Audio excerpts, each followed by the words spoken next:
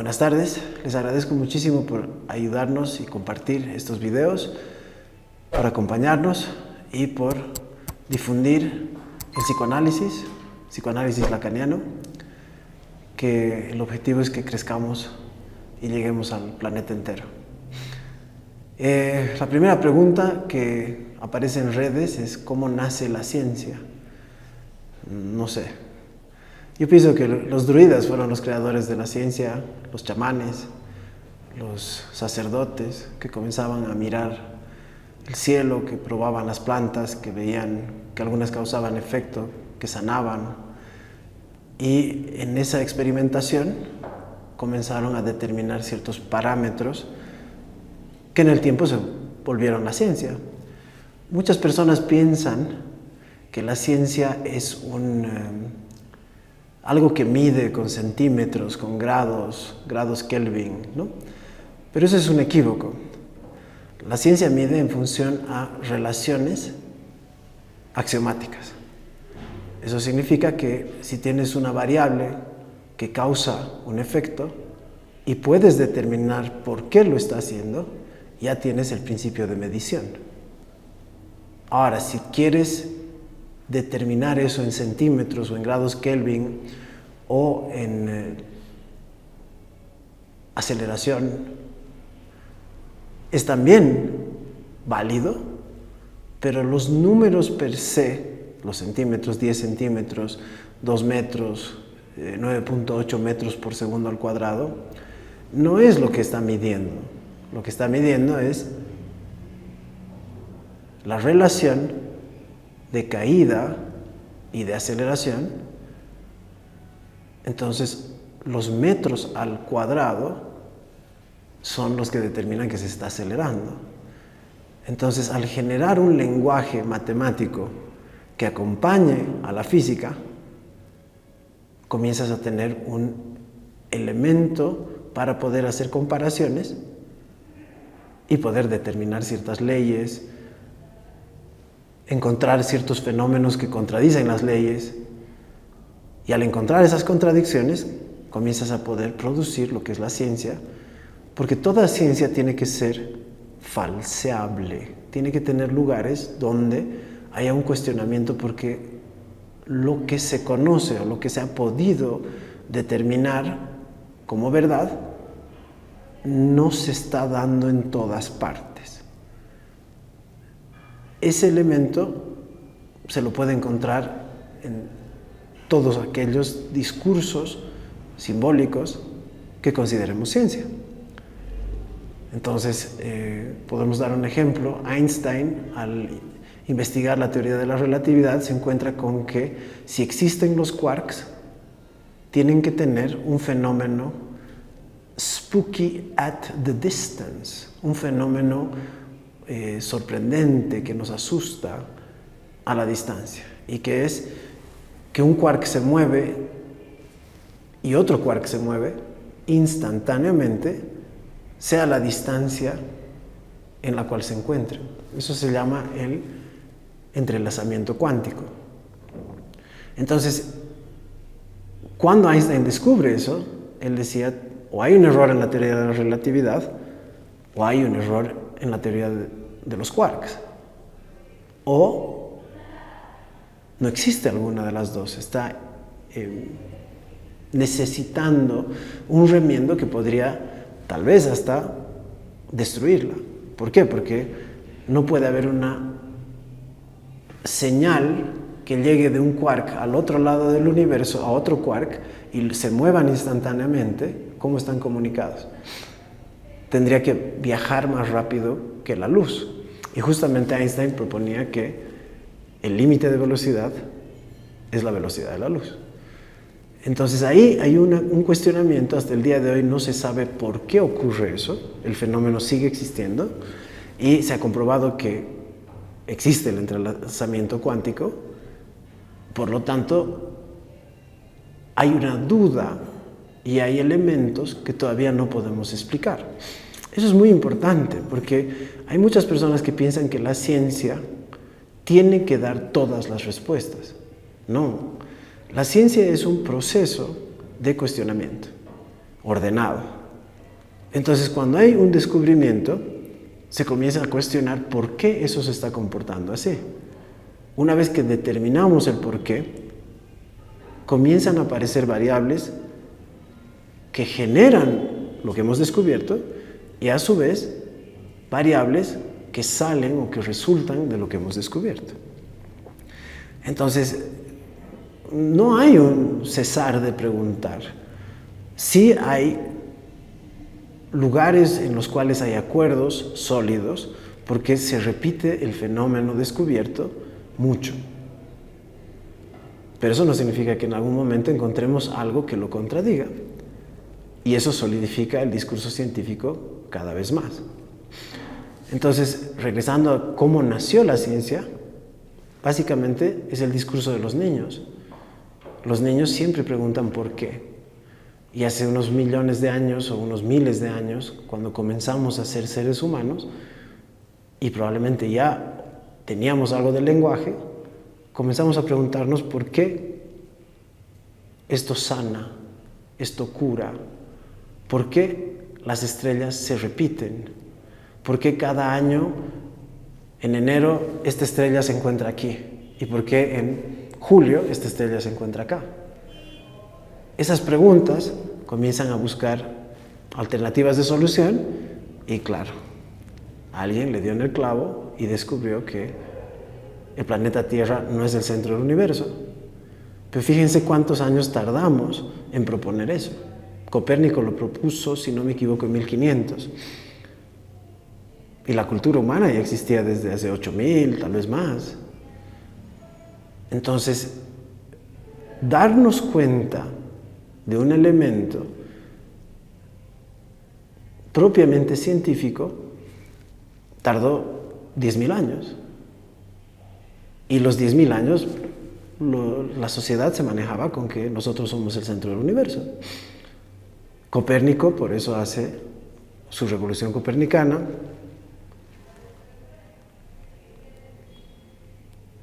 Un primer salto epistemológico en la historia de la humanidad, determinando que no somos el centro del universo.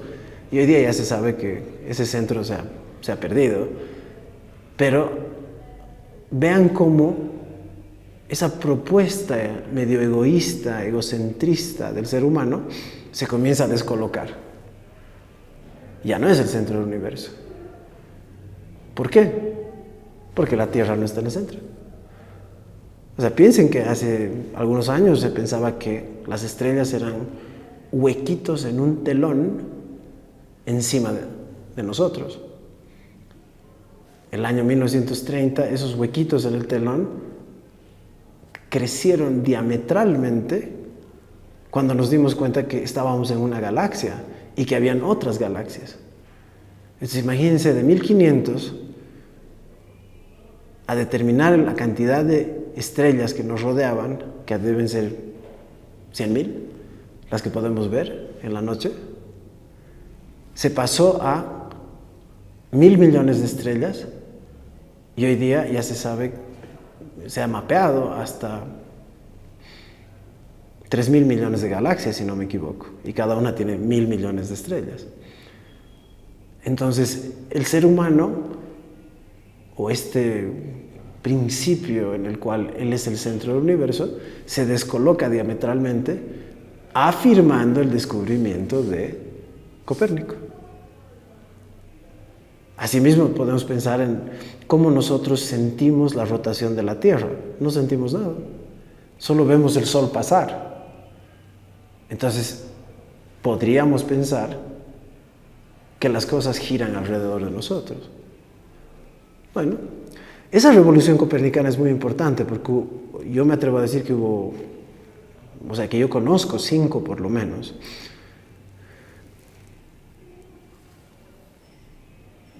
La primera es la de Copérnico, la segunda es la de Darwin, en la cual la ruptura epistemológica propone que nosotros descendemos de los animales, del mono, ya sea del gibón, el gorila, me equivoco, de un antepasado en común con el gibón, el gorila, el chimpancé y el orangután.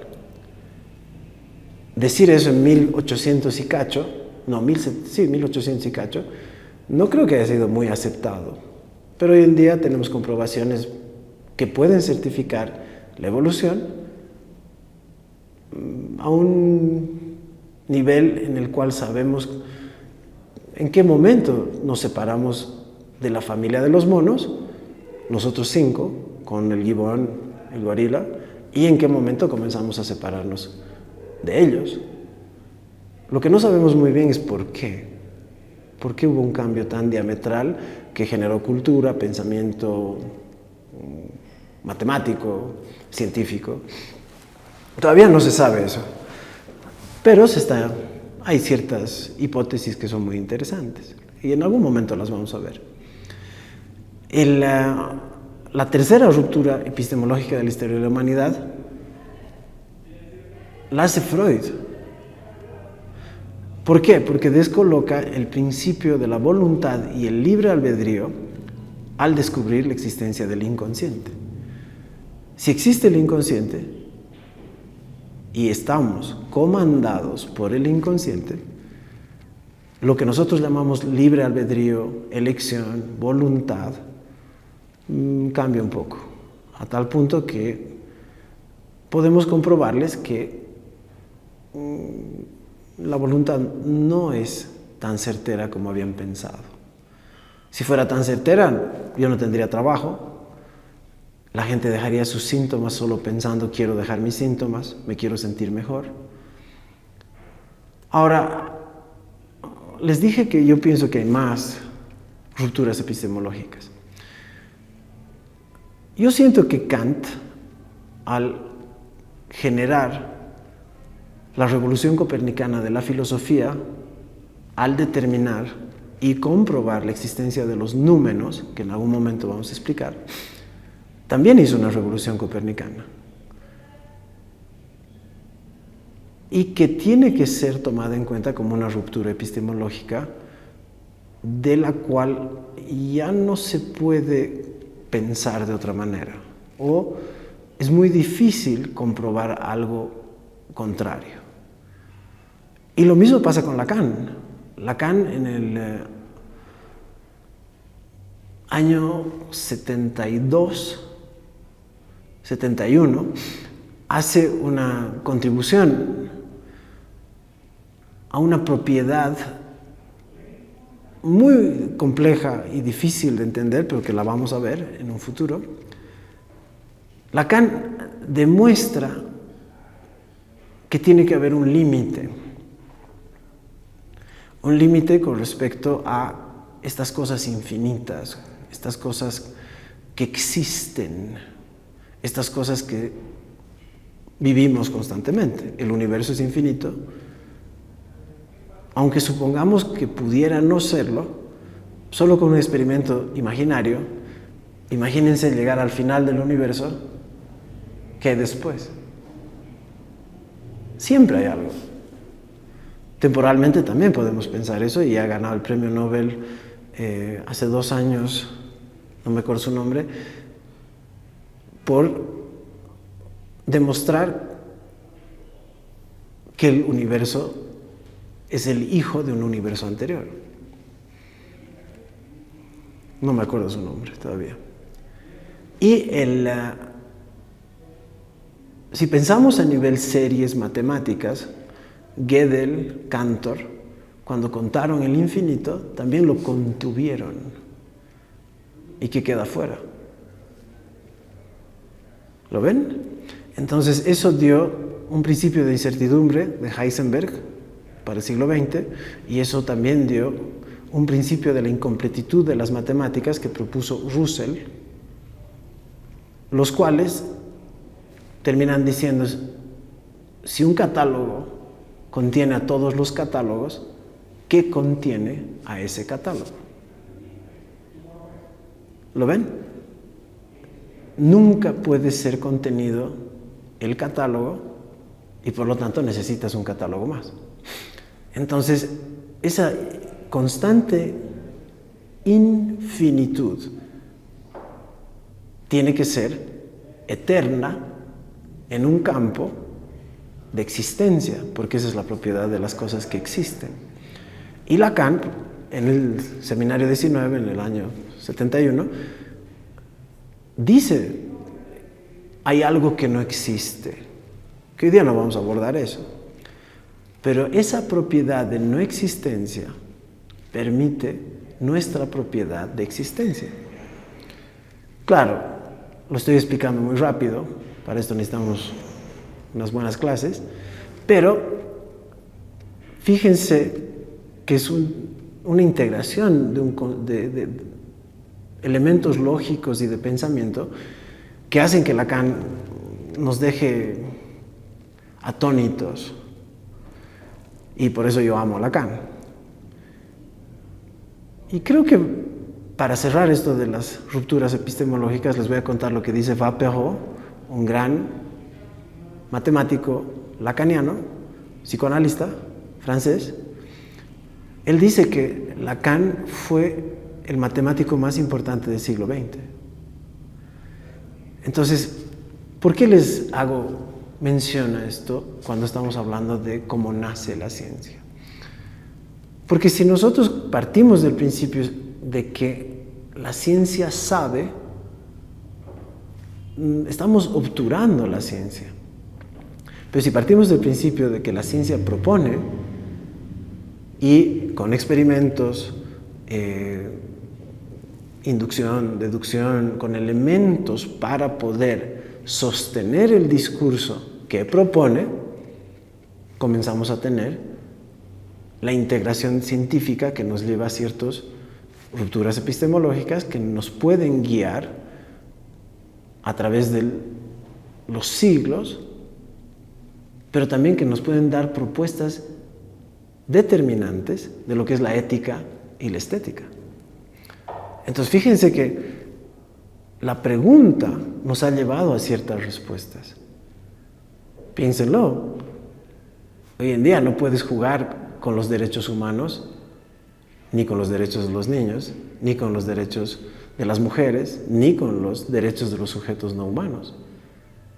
Llegar a esa conclusión como una propuesta ética y estética